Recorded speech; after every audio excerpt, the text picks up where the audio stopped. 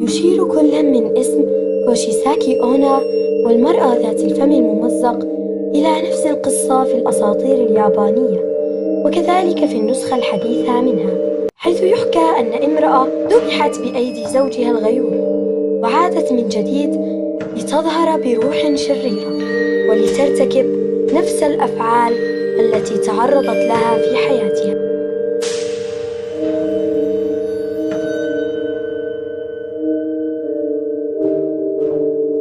تقول الأسطورة أن امرأة شابة عاشت منذ مئات السنين، وكانت زوجة أحد مقاتلي الساموراي، وقيل أنها كانت جميلة جدا لكنها مغرورة أيضا، ومن المحتمل أنها كانت تخون زوجها، وبالمقابل كان زوجها المحارب من الساموراي غيور ويشعر بالإهانة. وفي أحد الأيام هاجم زوجته وشق فمها بسيفه من الأذن إلى الأذن، وكان يصرخ فيها: من سيظن أنك جميلة الآن؟ وعلى ذلك القول تعتمد كل الأساطير الحالية، حيث تهون تلك المرأة في الليل، وخصوصا في الأمسيات الضبابية، ووجهها مغطى بقناع جراحي كمامة.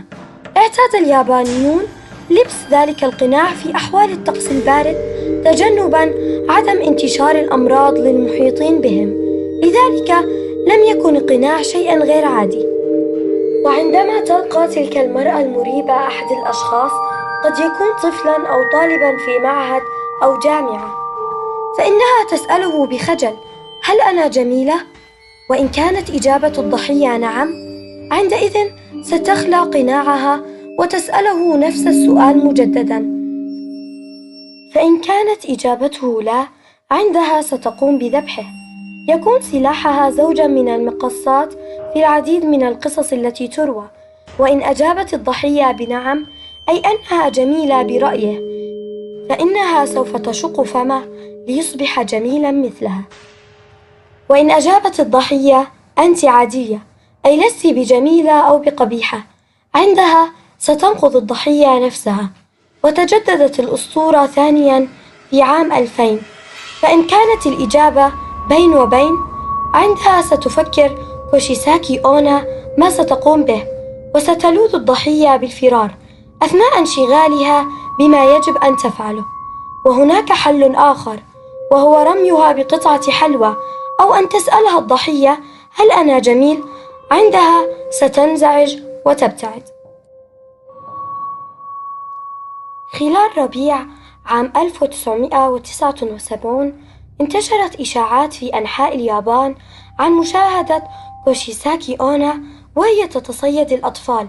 وفي أكتوبر عام 2007 عثر المحقق في أسباب الوفيات على سجلات قديمة تعود إلى أواخر السبعينيات عن امرأة كانت تطارد أطفالاً، لكنه لقي حتفه في صدام سيارة. كانت فم تلك المرأة مشقوق من الأذن إلى الأذن، وسر اعتقاد أنها كانت وراء موجة الرعب آنذاك.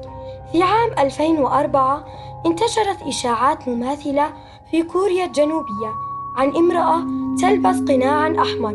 كان وقود تلك الإشاعات هو الحكايات عن حالات 1979 في اليابان، وكذلك عن فيلم خيالي ياباني يتحدث عن أوشيساكي أونا، وما تزال مادة خصبة لإنتاج العديد من الأفلام الخيالية والرسوم المتحركة.